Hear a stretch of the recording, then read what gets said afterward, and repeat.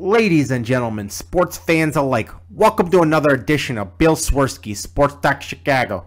One of the couple, two, three best podcasts around. So sit back, grab yourself a cold one and a Polish sausage, park your keister in the French room, and listen to Bill Swerski, Sports Talk Chicago. In Chicago, you know that all sports rock. The Bears, Hawks, Bulls, Cubs, and Sox. Pick your favorite, you can choose, as long as the Packers lose. For everything you need to know, it's Bill Swerski, Sports Talk Chicago. Bill Swerski, Sports Talk Chicago. Hey everybody, welcome to another edition of Bill Swerski, Sports Talk Chicago. This is your host, Sean, and in today's episode we talk about the hot streak of the Chicago Bulls, the rocky finish of the Blackhawks, Major League Baseball season is right around the corner, and the Bears are heading into the NFL Draft. Before we start, I want to mention our sponsors. First is the Rockford Ice Hogs. The next home game is Friday, April 3rd versus Grand Rapids. Face-off is at 7 p.m. It's Golf Rockford night at the BMO. The first 1,500 fans into the building will receive an Ice Hogs Jeff Cap, thanks to Bud Light. Doors will be open at 5:15 p.m. for fans 21 and over to enjoy another Blue Flame Lounge pregame party with the live music courtesy by Dan Phelps. It's only 90 minutes from the Chicago city limits and fun for the whole family. Get tickets now at icehogs.com. The show is also brought to you by audible.com. Head over to audible.com/Swerski Sports and get one of these audiobooks absolutely free. Blood on the Horns, The Long Strange Ride of Michael Jordan's Chicago Bulls. Blood on the Horns details the infighting and conflict between Jordan, Phil Jackson, Scottie Pippen, Jerry Krause, and Jerry Reinsdorf. Or there's Turning the Black Sox White, The Misunderstood Legacy of Charles A. Comiskey.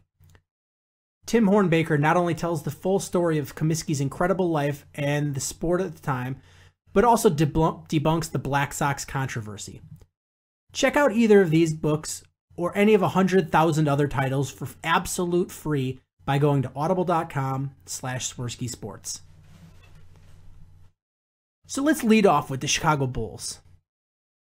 This is a team that's just so Jekyll and Hyde. I don't even know what to say. After that emotional win against Oklahoma City, they followed by some of their worst basketball of the season.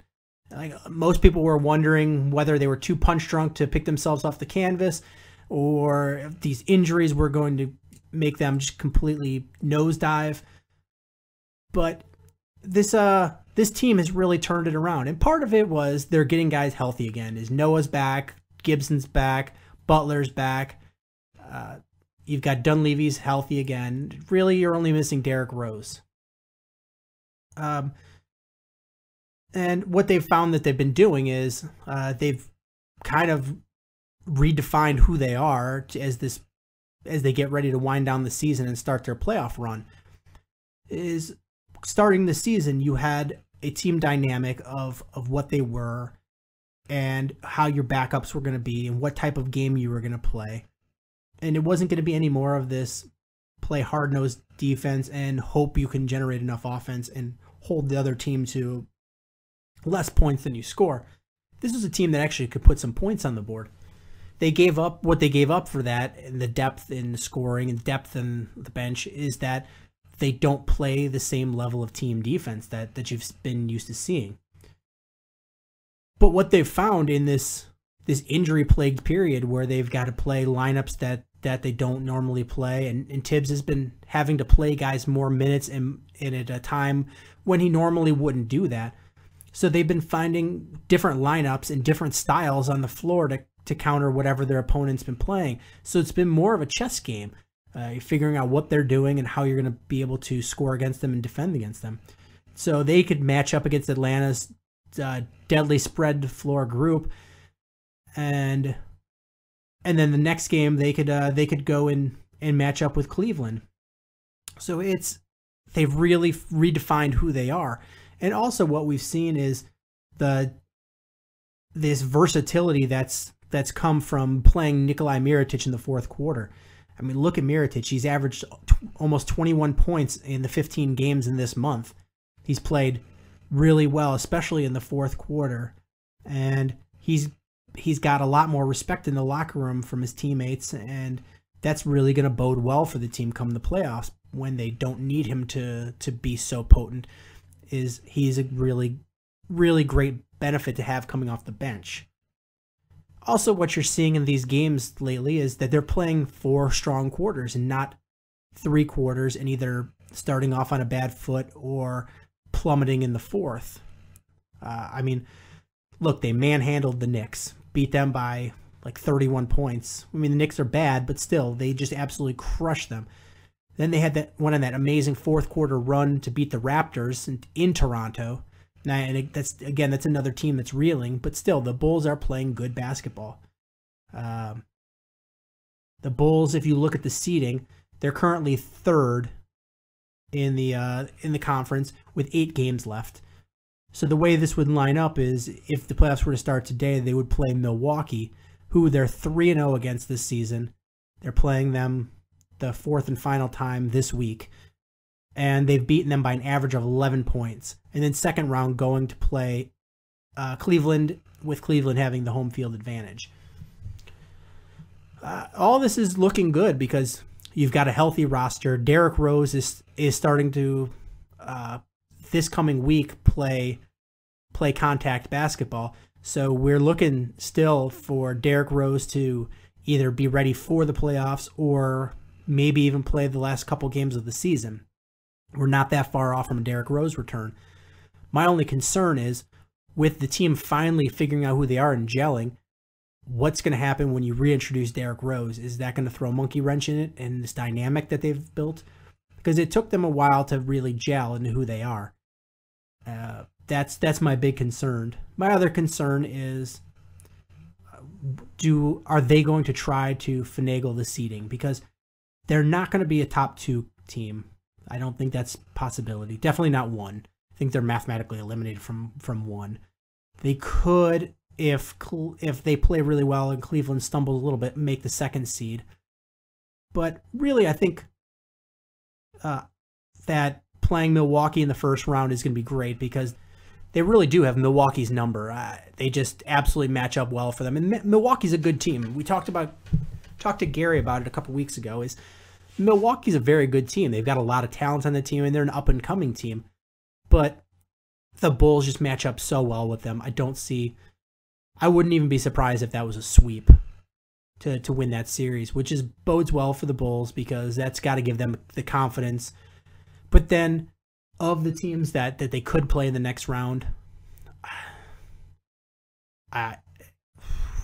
you don't know if they would rather play Atlanta, who's has a phenomenal record this season, or if you want to play Cleveland, who has the best player in the league. I'm torn a little bit because Kevin Love has been playing poorly. They could put somebody like Jimmy Butler directly on LeBron James or Kyrie Irving and sort of take one of them out a little bit. I mean, you're not going to take LeBron James out, but if you put Jimmy Butler on Kyrie Irving, I think you could take him out of it and then force LeBron to beat you and make it be like the Cleveland teams of when LeBron was on there the first time, and he single-handedly was their whole offense in the playoffs. And you could try to keep that where Kevin Love, just let him play his funk, and he's not going to play in the fourth quarter anyway. Take out Kyrie Irving, and then just double team LeBron James, and then force him to work really hard on offense, and then force him to play defense too, because you've got so many scorers in Chicago, he's going to have to expend energy on defense, and I think that's a way to beat them. Is that how you want to go? Or do you want to play the Atlanta route where they can score from so many different positions that you've got to play a good sound team defense in order to do anything with them? I don't know. It's a toss-up. Neither team is somebody you want to face, but regardless, still playing in this conference is much better than playing out west, where even the 8th seed in the playoffs is somebody that could go to the NBA Finals because they're that talented. Really, there's 3 teams from the East that could go, and that's Atlanta, Cleveland, and Chicago. Toronto, I would have said in the beginning of the season, possibility, but they are really reeling. I can't see them winning more than one series against anybody. Washington's got a good team, but I can't see them beating Atlanta or Cleveland. Milwaukee's not good enough yet, and whoever else makes it, whether it be Indiana or Miami or whoever, they're just not caliber teams. So going to, as it stands right now, they'd be going to Cleveland for round 2, and that's just a tough matchup for the Bulls. But we shall see. They're still playing great. We got Derrick Rose returning, so it's a lot of reasons to be optimistic. They're finding their groove. Hopefully they can reintroduce Derrick Rose slowly, and hopefully they get a team like a Milwaukee where they don't even need to play Derrick Rose that much in order to just blow them out. But let's move on to the Blackhawks, who are the yin to the yang of the Bulls right now. I feel like I say this every single show. One show we're raving about how great the Blackhawks are playing. The next we're talking doom and gloom and this team is hit rock bottom. And this show is no different. The Blackhawks are struggling mighty. The goaltending hasn't been great. They're giving up way too many odd man rushes. The power play has been atrocious. But I think the main problem they're having is not sustaining any sort of offense. Too many turnovers when they try to skate the puck into the zone. And when they're playing the dump and chase game, they aren't getting to the pucks. And when they are, they're losing those 50-50 battles. So dump and chase, if you're not getting to the pucks and the other team is, you're just wasting an opportunity. And if you get to the 50-50s and you're not getting those pucks, then you're wasting opportunities. This team has shown year in and year out that they've got a switch that they can flip where they can just beat teams. But when they're this close to the playoffs, like as I'm recording this, there's 8 games left in the season, and they're playing this poorly, that's a major concern. There's potentially 16 points left for them to get, and they're currently the first, as it stands right now, they're currently the first wild card team. They're 8 points behind Nashville. They're 5 points behind St. Louis, 1 point behind Minnesota, and only 4 points ahead of Winnipeg, who they're playing tonight. So, I mean, if they lose in regulation to Winnipeg, they're only 2 points ahead. 7 games left, 14 points. So there's still a potential if they don't make the playoffs. I don't think that happens, but they could end up being legitimately the second wild card team. That's not where you want to be. As it stands right now, they would be playing Nashville if the playoffs started today. And of their final 8 games, you're only looking at one team with a losing record. One. That's the Buffalo Sabres. And that should be a gimme win, even though they've lost to them once this season, because Buffalo's bad. But other than that, they're only playing one team with a losing record, and every other team is a playoff team except for the Avalanche, who is on a 3-game win streak right now and playing some good hockey. So it's a really tough last 8 games that they have to play. Quote from Jonathan Taves: "It's never good to have a slide like that, and it's probably even worse this time of year when you realize there's only so many games left and every point is important. I don't want to think about slides right now. It's about taking one game at a time, and obviously we need to bounce back." So just looking at the Blue Jackets game from Friday, the Blackhawks went 0 for 5 and allowed a shorthanded goal in the first period. This is against a team that has absolutely struggled at penalty killing, and they go 0 for 5 and give up a shorty. That's terrible. The team's only scored 1 goal in 13 tries on the one-man advantage in the last 6 games. This season, the Blackhawks are 1-3-0 in 4 games against the Jets, with Winnipeg outscoring them 11 goals to 5. I mean, the Blackhawks did win the last match against them, but it was 2-1, and it was in overtime. This is sort of a game where the Blackhawks have to come out and get 2 points and win in regulation. They can't let Winnipeg keep getting points and creep in, or worse yet is let Winnipeg get 2 points. So some other quick notes is Nick Hjalmarsson hurt himself against the Blue Jackets in the 3rd period. He didn't dress for the morning skate the last morning skate, but he's supposed to be in the lineup tonight. And Roosevelt is going to be in the lineup tonight, taking David Rundblad's spot. And we're getting really close to a return of Trevor Van Riemsdyk, but I don't think TVR is going to be the spark that some people hope it's going to be, that even I thought it might be earlier on, because really that's not what's wrong. I mean, David Rundblad is not good, and TVR is going to be a definite upgrade, but that's not going to be what turns the switch on this team. So here's some things I think that need to be improved. They need to keep the pucks in the offensive zone. Right now, you've got desperate offensive drought, and defensemen are jumping in and trying to create offense. And what's really happening is that miscommunications and poor play are then, with your defense already jumping into the offensive zone, it's creating odd man rushes and bringing the puck back into the defensive zone. Quenneville, I think, needs to put the lines back to normal lines. Fine tweaking when they're really struggling, but he's tweaking it too much, I think. I think these guys need to go out there and play like they're supposed to play, and I think part of that is a comfort level. And if you go back to guys that you're used to playing with, you're going to get this comfort level, and you're going to be more likely to get back to where you're supposed to be playing. So these guys need to be out there in their regular lines so they can feel comfortable and feel that anticipation. And it's going to get them back to hockey as usual, where they put pucks on the net.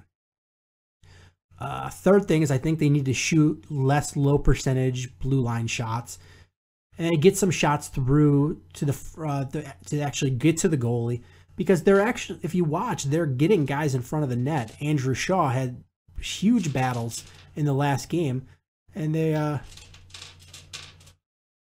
and he was really battling in front, but that was all for naught because they weren't getting pucks to the net and they weren't getting rebound chances or at least clean shots that he could try to redirect. So it's just a little frustrating as you're not getting good shots and you're not getting clean shots that are going through the defense. 4 is a huge one, is on power plays anytime, but especially on the power plays, is win faceoffs. Got to win those faceoffs. And then 5 is win those 50-50 battles on dump and chases. This is a solid team with great talent and veterans. Losing Patrick Kane shouldn't be this devastating to them, but it really has been. Hopefully, playing through these last few games against really tough opponents, you've got Nashville, you've got St. Louis, you've got Minnesota, Winnipeg, the Kings. These are all playoff teams, and they're all playoff teams in your own conference. Hopefully, playing these tough teams down the stretch is going to lead them to feel that playoff caliber of hockey, where everybody's playing rushed, and hopefully that helps them flip the switch and start playing better. We'll talk a little bit about baseball before we get to the Bears. The Cubs released Felix Dobront. This wasn't a surprise move at all, I don't think, to most people. He was a player without options, so they let him go, and I really think this is going to be a case of addition by subtraction.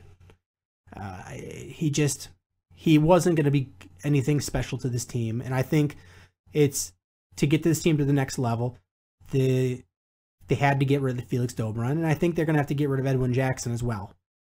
I think they are two pieces that are making you a worse team by being there. The second one is more of a funny one. We talked the end of last season about all the issues with the rooftop owners and how it's been in a big fight with the Cubs ownership about how to renovate Wrigley. And one of the owners who was really fighting the Cubs tooth and nail, Mark Hammond, he's the owner of Skybox on Sheffield. He, even after the city backed the Cubs and most everybody else was agreeing, he was still fighting the Cubs. And guess what? The Cubs found out that he was underpaying them for what they owed, and he also wasn't paying his state and local taxes. So he's been indicted on federal fraud charges for failing to pay roughly $600,000 owed to the Cubs on top of paying state and local taxes. So, oops, that's what happens when you're kind of a D-bag and and you're trying to stop the product you're stealing from getting better. Hammond allegedly filed false income tax returns and underreported attendance and revenue for his rooftop parties from 2008 to 2011, making $1.5 million more for himself in that span. So there you go. You're going to jail now. Going to jail now. But back to actual baseball. Baseball is one thing is the debate about Javi Baez and Chris Bryant. I mean, there's reports that Baez is going to be on the major league roster, but we're fairly certain that Chris Bryant will not be. So how can you do that when Chris Bryant has just been dominant at every single level in the pros that he's played in? And in spring training, he's leading the league in home runs. He's just absolutely crushing the ball. He's putting up Mike Trout type numbers. And Baez is continuously struggling to not strike out. So that's a frustrating one. And it's one where I sort of don't buy the Jed Theo argument about sending Bryant down. I'm going to put this out there is, yeah, he needs to start in the minors. I think he needs more minor league at bats. I really feel that sending him up could be a disservice, because if he just goes up there and he does struggle, you want him to have some sort of struggle when he's a pro, and you don't want it to be at the major league level the first time he sees that. Spring training is spring training, and if you remember last year, Javi Baez was tearing the cover off the ball in spring training, and we saw what happened when you brought him up. So it doesn't necessarily mean because Bryant's doing well in spring training that he's going to have a great regular season. Is you want him to struggle in the minors and get all the kinks out there and then come up. But Baez, on the other hand, I don't understand why you'd have him come up and be your starting second baseman when you're struggling so much.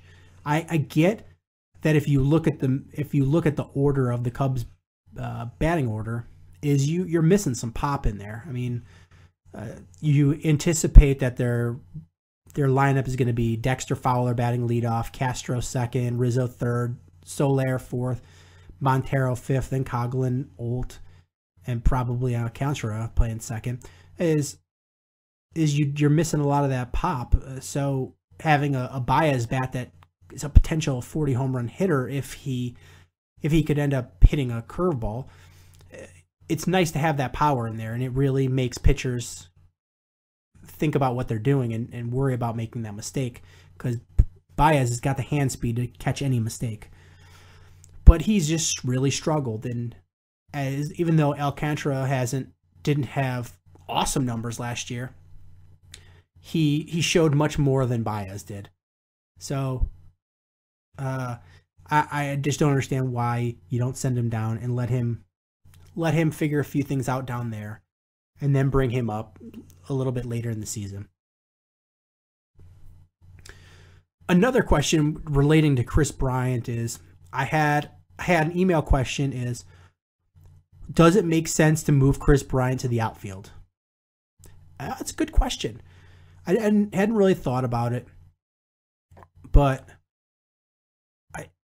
I don't really get it.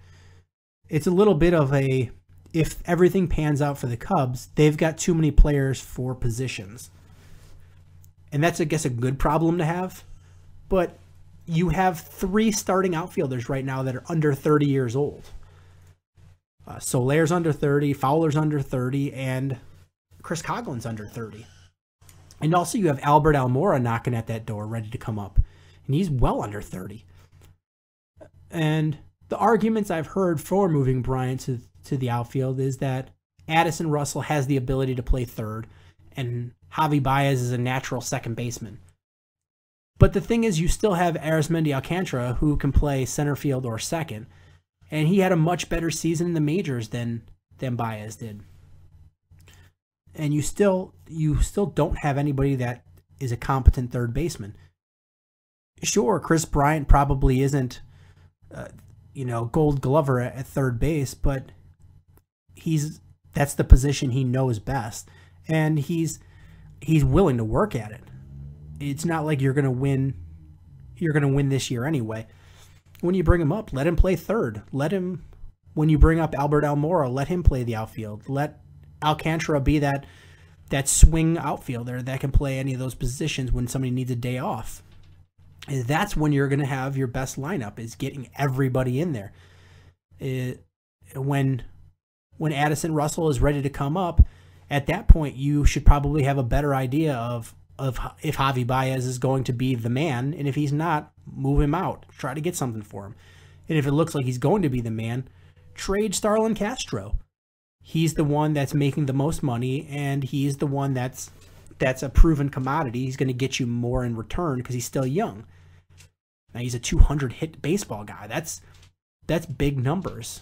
So you could actually trade something for him, especially considering he's a shortstop and he's a good hitter. In the American League, you could get a lot for that. And that way, if everybody does pan out, you've got you got Bryant at third, Russell at short, Baez at second, Rizzo at first, Almora, Fowler, and Soler in your outfield. And that's a good lineup. When you've got Alcantara that can play your infield position, your second base or outfield. So I just don't see the benefit of putting Bryant out there, because as of right now, when you do bring him up, you're going to have to displace probably Chris Coughlin, who you do like, and because Dexter Fowler is your leadoff hitter, he's your sole leadoff hitter, and Soler he's a guy he's young and needs the at-bats. So all those guys need to play every day. You need to figure out what's the best way to do that. And when Albert Almora comes up, who's been playing well, you can't have four outfielders playing three positions. You need to find the best way to get all of those guys in the lineup every day. And with that, like I said, here's what we're looking at for opening day for the Cubs. Is Mike Olt at third, Castro at short, Alcantara at second, Rizzo at first, Fowler in center, Soler in right, Coughlin in left, and Miguel Montero catching. Well, maybe not opening day, but you know what I mean, the starters. Probably opening day we'll see David Ross because Lester will be pitching. And then with your batting order being Fowler, Castro, Rizzo, Soler at batting cleanup, Montero fifth, Coughlin, Olt, and Alcantara. And it's going to be nice when Bryant comes up and if Baez starts hitting, because suddenly you make that, you got a nice 1 through 4, but that bottom half of the lineup isn't the best.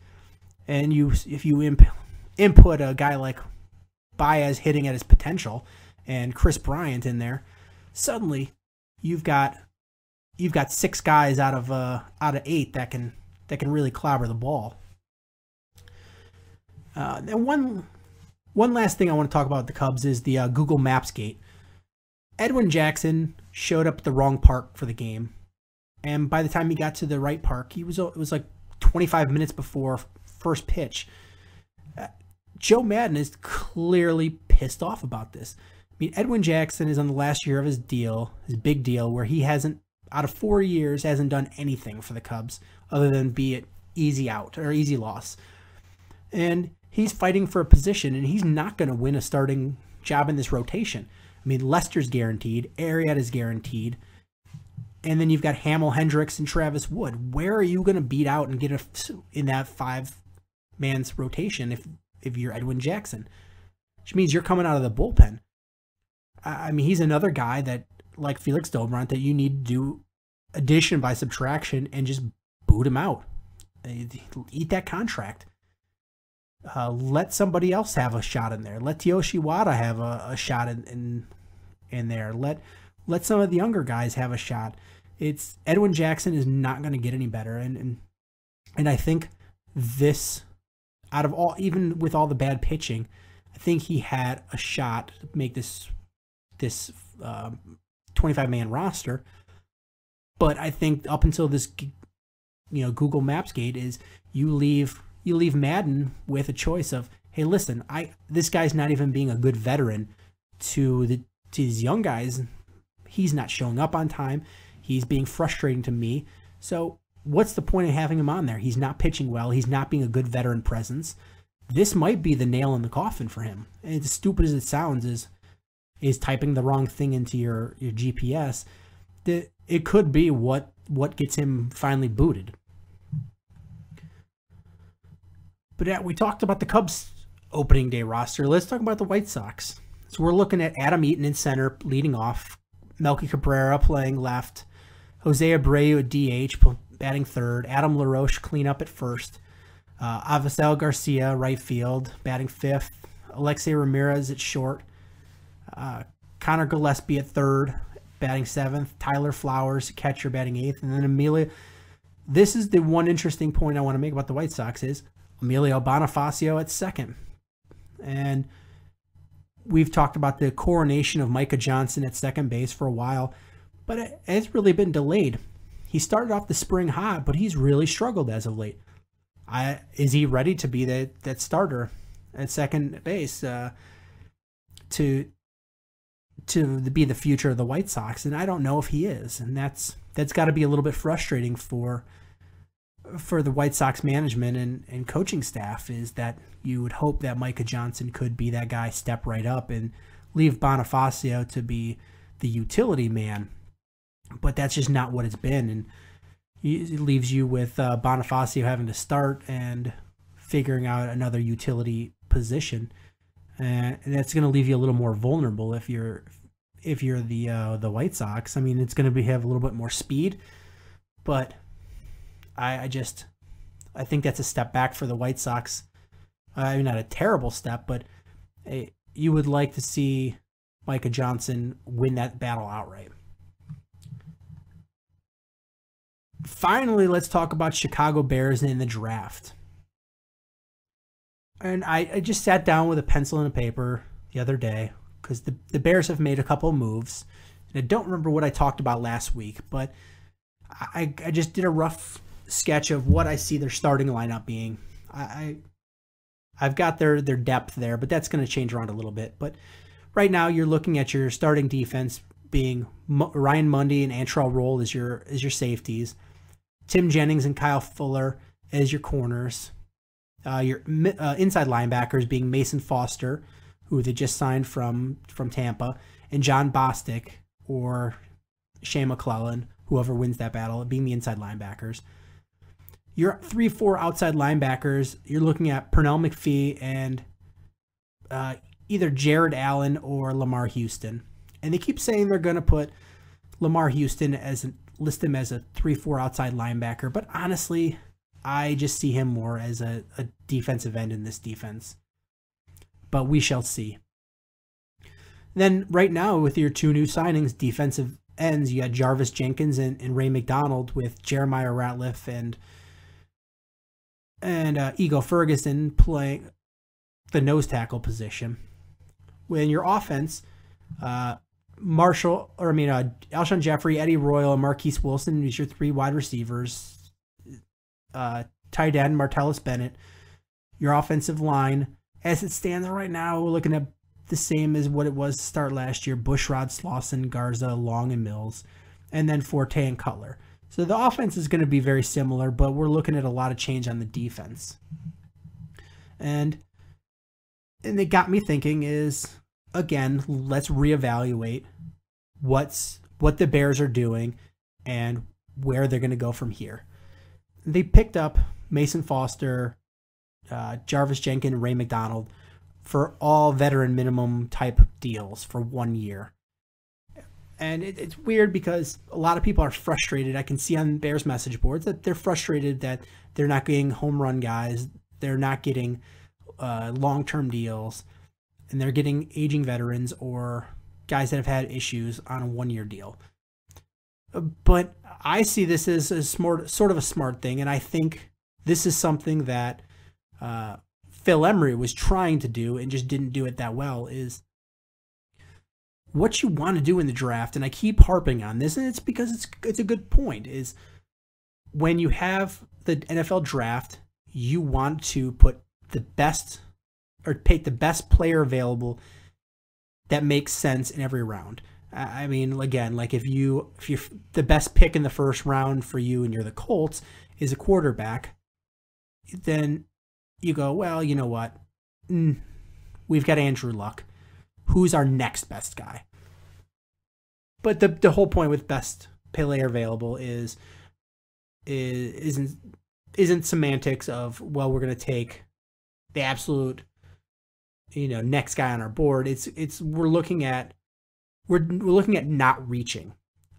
Like last year with the Bears, everyone was screaming and hollering that they have to pick a safety in the first. This year in the first, they still need safety help, I think. I think they can upgrade that safeties position.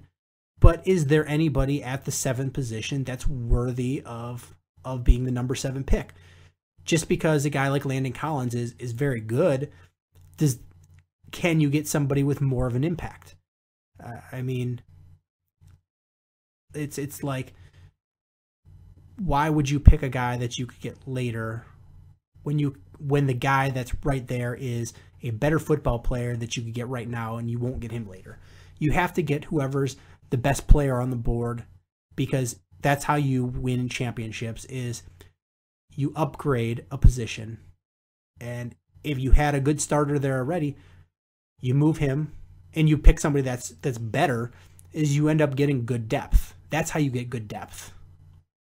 So looking at who we named our starters is where can we still improve? I think with the safeties, we have, how do I want to put this? I don't think these championship caliber safeties, they've at least stabilized the position with Mundy and Roll.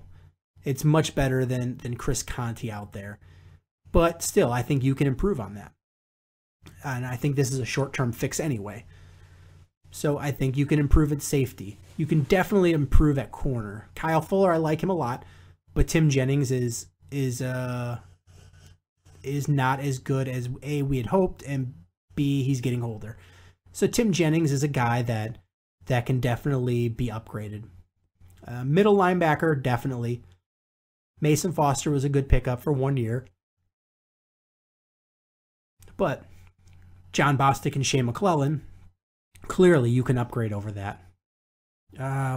What about outside linebacker? Yeah, you just picked up Pernell McPhee, who is a guy who's definitely on the upswing, and he was a good defensive player for a really good defensive team the last few years. But you can definitely get a edge rusher that's an outside linebacker that can improve who you are. And if that means you have to put Jared Allen and Lamar Houston in a rotation, that's what you have to do. If you can get a guy that's just an absolute elite beast of a pass rusher. The defensive end positions, Ray McDonald has played at a high level. Jarvis Jenkins has the ability to play at the high level, but both guys are only on a 1-year deal. So, and nose tackle, you can definitely improve there. So basically any position, except for Kyle Fuller's maybe, and Pernell McPhee, is you can upgrade. So that leaves you a lot of openings of what you can do. On offense, I think you need a true number 1 wide receiver. I think you need to improve at center. I think if you want to win with offense in this league, you have to improve 2 spots on your offensive line. And we've gone through this before. Roberto Garza wasn't very good last year, and he's on a 1-year deal this year. I think you need to improve over Roberto Garza. And whether you move Kyle Long to tackle or leave him at guard, that 5th position you have to get better at.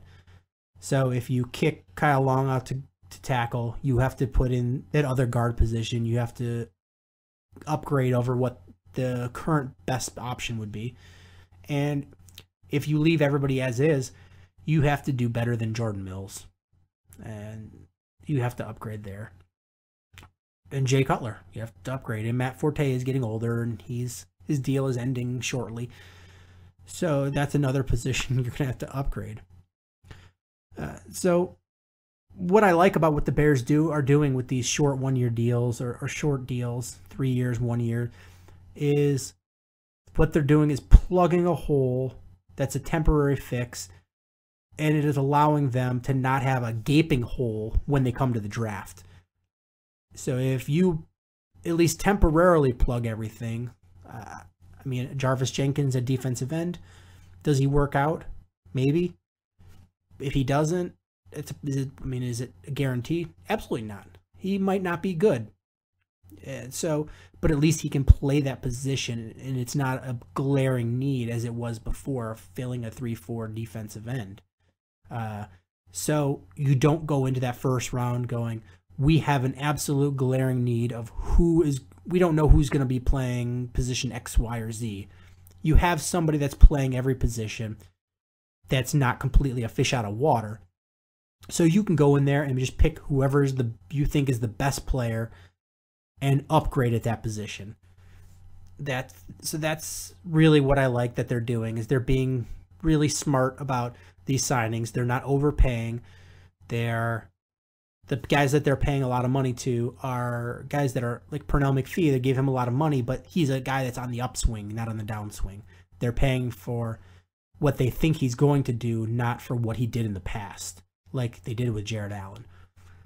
And so that brings me to, I try to do every week, is I talk about one position in the NFL draft and talk about the top guys in that pick, or in that position.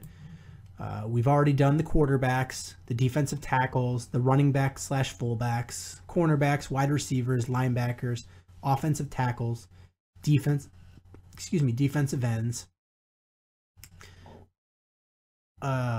So this week we are doing the safeties. I didn't do that many because this is a really weak safety class. This is a really weak safety class. It's kind of pathetic. So I'm only talking about a few guys because I just picked guys that I thought would be first 3 rounds. So easily first is the best safety in this draft is Landon Collins, 6 foot, 228 out of Alabama. Pros, he's got a great football IQ. You watch just his intangibles out there, and he's off the charts. Absolute playmaker on deep passes. He's really great at coming up and being aggressive on the run. Very physical, aggressive. Looks to make a play when there's a turnover. He's either going to go out there and block, or he's going to try to return it for touchdown. That's always nice to see. Fluid hips. He looks really good out there. The cons,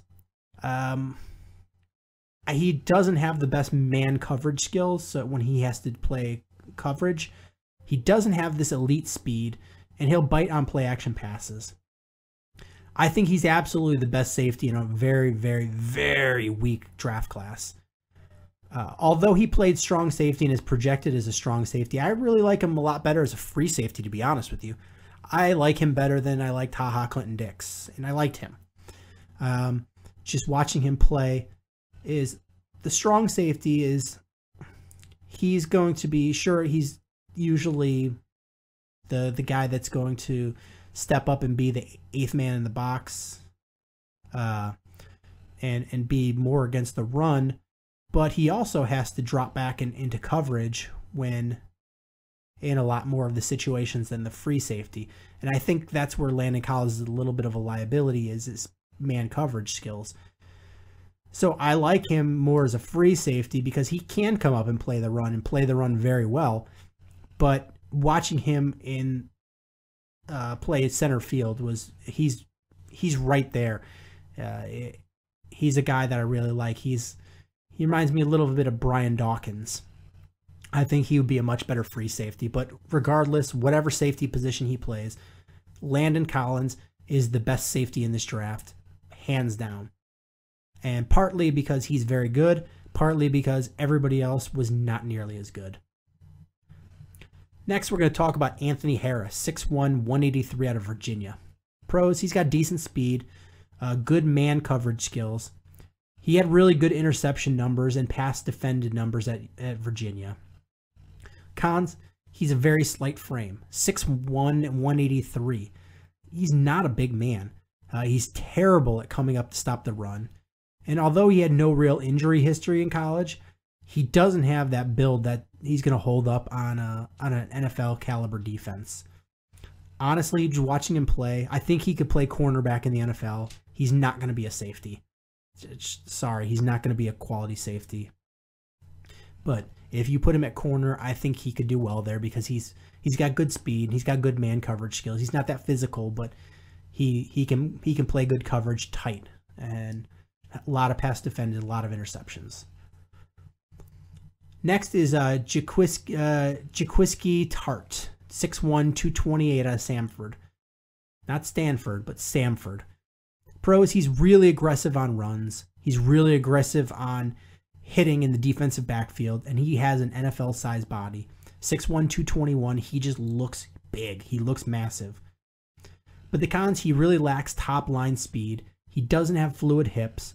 He doesn't wrap up on run plays. He takes too many plays off where he's not doing anything. He's not coming up to stop the run.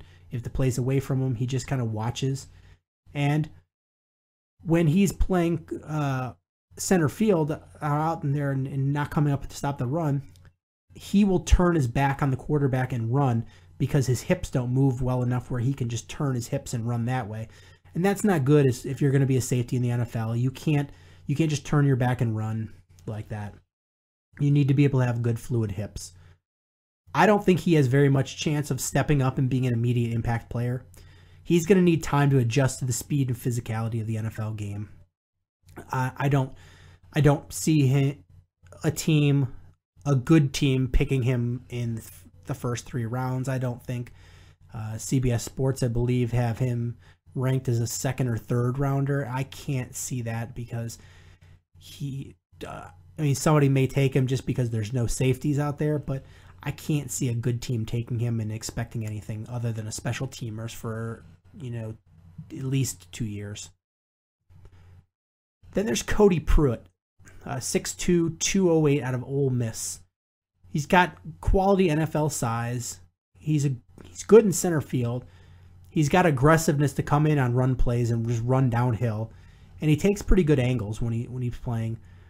But he lacks great speed. He's not that good of a tackler. And he gets beat and moves on the open field. And not just by running backs or wide receivers, but the quarterbacks as well. You remember that time that Tom Brady made Brian Urlacher look stupid with that fake? Those things happen every once in a while, but this seems to happen to Cody Pruitt much more often. So something like that. He's a little bit too tight in his hips. I think he could be a decent safety in the NFL, but he's going to need some veteran leadership and good coaching for him to step up quickly. I don't think this would be a bad pickup at Cody Pruitt because you do have the options in Ryan Mundy and Antrell Roll that have played a long time in the league and you have Vic Fangio, who's seen it all as a defensive coordinator, and John Fox. I think you could bring Cody Pruitt up to being a quality NFL player reasonably quickly. So I don't think that would be a bad pickup for the Bears. There's Demarius Randall, 5'11", 196 out of Arizona State.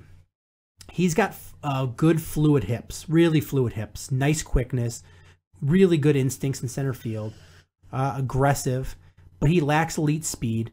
There's way too many times when he was overly aggressive on the run, so he basically stepped up trying to stop the run, and he left this gaping hole for the running back to go through, and he wasn't fast enough to recover, and so he basically gave up a long touchdown run because he was overly aggressive and was out of position. It happened several times. It happened several times in one game against Oregon State, let alone that whole season. So that was a little frustrating to see. And he's not that sure of a tackler. He needs to gain size and strength to play in the NFL. Randall is going to benefit from a really weak draft class, and there's going to be a team needing safety that's going to reach for him. He's going to be a really good special teamer, and I think that's going to help his draft stock a lot, but he's going to have to work hard to be a good NFL player. The last two I'm going to talk about is Deron Smith, 5'10", 200 pounds out of Fresno State. He's a good return man. That's going to help him. Great athletic ability, good when he makes the correct decision on coverage, but he's not a big hitter. On some short play, when the play's short and he's deep, he won't even come up. Doesn't even bother. He often doesn't diagnose the play, and it doesn't help that he doesn't help out when he's the deepest man. So if you watch when he comes over and there's two receivers running routes, he diagnoses it wrong a lot, and he ends up covering a guy that either does an in or stops and curls, and then a guy that makes a move and goes deep, he lets him go, and so you have that corner's man on man, and that's it. So he misses a lot of diagnosis of plays and doesn't end up covering on the deepest man. So there was some big plays that he gave up because of that. And he too often sits flat-footed in center field. You really need to be on your toes. You need to know where you're going to go and be ready to go. And he was sitting flat-footed, and that's not good. He has the physical tools, but he just doesn't look like he knows what he's doing out there. He seems really confused, and I bet you're going to see that he doesn't do very well in the Wonderlic because he just doesn't seem to know what the defensive scheme is or what he's supposed to be doing. But he has the physical tools to do them. I don't know if he has the mental tool to be able to do them. And the last one is an enigma. Gerard Holloman, 6 foot 218 out of Louisville. Pros, he is an absolute ball hawk in coverage skills. He's like a dynamo out there. Quick feet, good hips, always looking to make a play on interceptions, and like the epitome of him being him. And the frustrating level is the game against Florida State. He had a couple of interceptions on Jameis Winston, who's likely going to be the first pick in this draft and the best quarterback in this draft. He had a couple of interceptions on him, and he really made Jameis Winston look bad. But then on one play, when Louisville was up big, this could have really sealed the deal and let Louisville win that game, is he tried to overdo it when he got the ball, and he intercepted a pass to Jameis Winston. He really tried to take it to the house, and when he realized that there was nothing else there, rather than just give up and go down, he tried to get those couple extra yards and fumbled the ball, and Florida State recovered and ended up winning that game. So it was the best of times, it was the worst of times with Gerard Holloman. Cons, though, is for a man his size and weight, he looks really slight in stature. So if you look at him on paper, he looks like he could be a good size at 6 foot 218. But given him the eyeball test, he looks much more frail than that. He's also an absolute liability in stopping the ball. He throws his shoulder into the runner rather than trying to wrap up. He takes a lot of questionable angles, too. If you just look at the guy's highlight reel, you wonder how he's not a top 15 pick in the draft. But if you watch games really carefully, you'll realize he's a Jekyll and Hyde out there. He's an absolute ball hawk, but when he comes downhill on plays, he doesn't wrap up, and he'll olay that runner. So, just like a bullfighting. And he's also too aggressive as a ball carrier after interceptions, and he needs to know when to give up and go. As I said, look at that costly fumble after a great interception on Jameis Winston.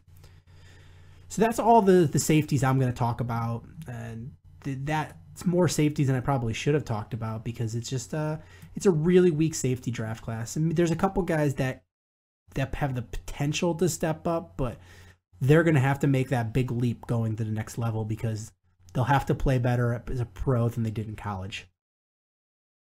And next week, we'll do guards and centers, and then the week after, the tight ends. And that should wrap up what we do before the NFL draft. One last thing I want to talk about is last week I did my mock 1.0. And every week I will do another mock draft just for the Bears. And it's going to slightly adjust based on how guys are, after their pro days are moving up and down. Some of the talk that you hear, how guys are projecting to other teams and who likes who and who's been visiting who and who's signed where and what teams' holes are. So that's really going to adjust who's available for the Bears. My mock 1.0, which was last week, was Shane Ray, number 1.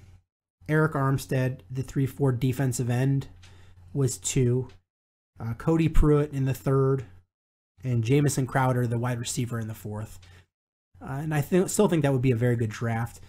But Eric Armstead is looking like he's going to be drafted higher than that. And Cody Pruitt might even be drafted higher than that. So those guys, I don't know if they'll be there. So I did my mock 2.0. At first, I sat down and said, at the number 7 position for the Bears, who is worthy of that pick at number 7? And a lot of GMs will tell you, if you have the 7th pick, you better pick 7 guys that you're willing to draft, because just in case every single person that you want has been drafted, it leaves you 1 guy. And looking at the Bears, there's 5 guys I could think that would be worthy of the number 7 pick. And I think if one of those 5 guys is not there, they need to really seriously explore trading back in the draft, because there's good players, but I don't know if any of them are worthy of the 7th pick. You might as well move back, get a same caliber player a little bit later, and pick up another draft pick.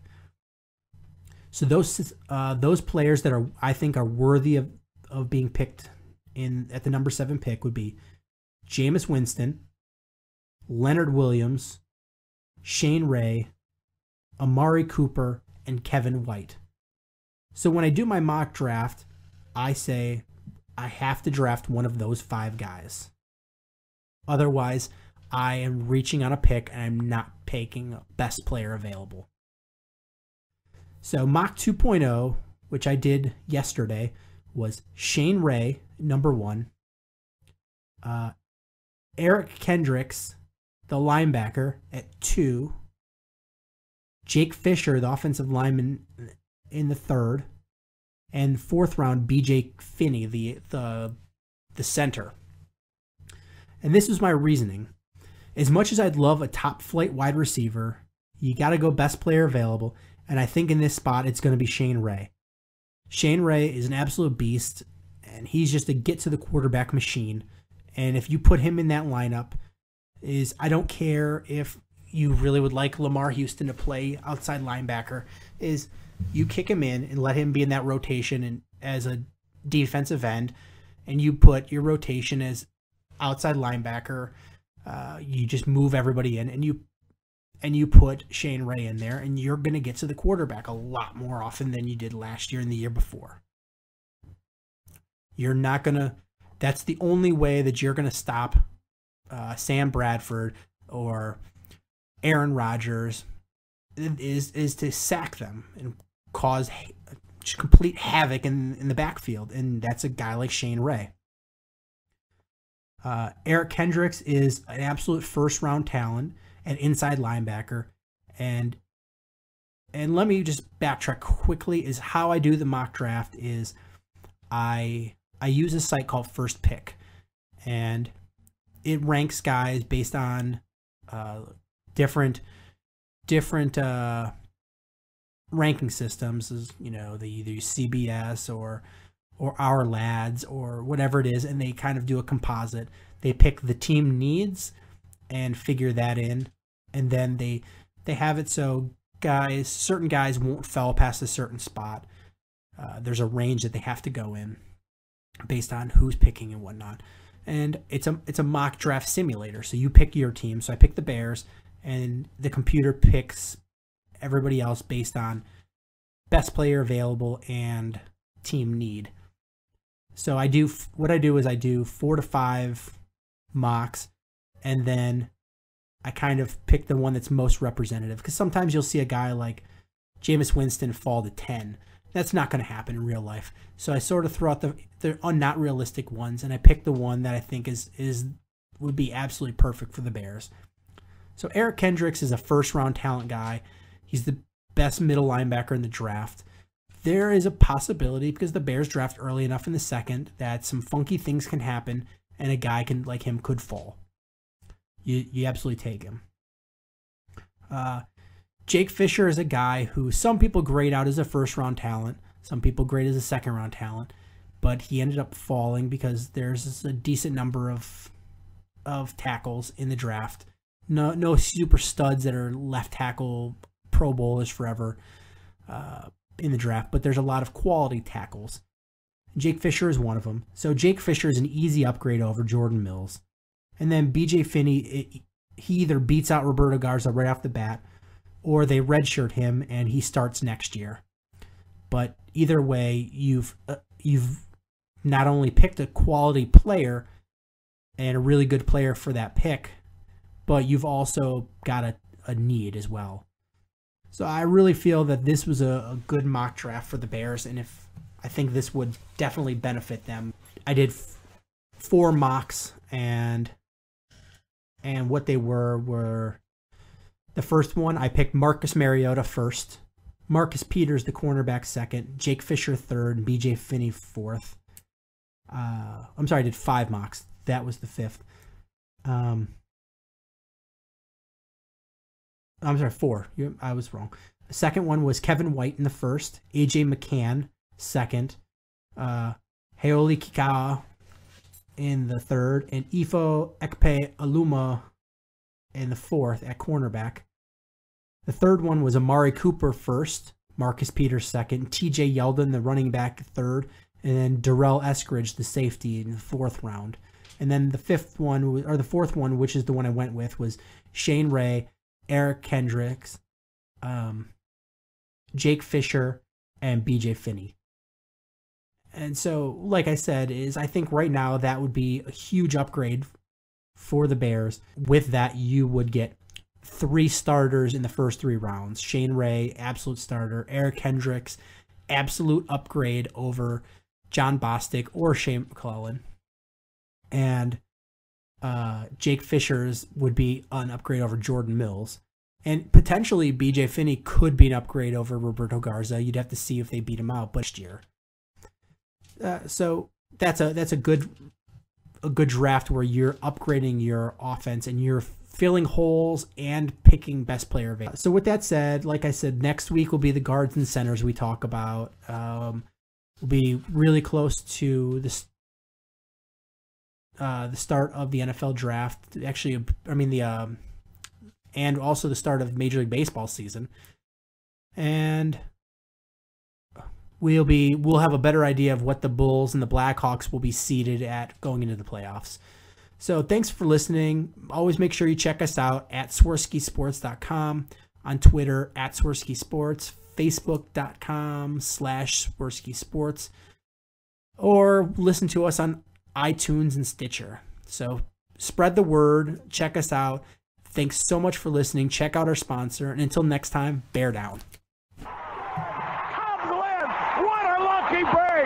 The good Lord wants the Cubs to win! We thank Ditka and God for all they have provided. Cubs win! Cubs win! Cubs win! Oh, I don't want her, you can have her, she's a Packer fan. She can't fit in my van.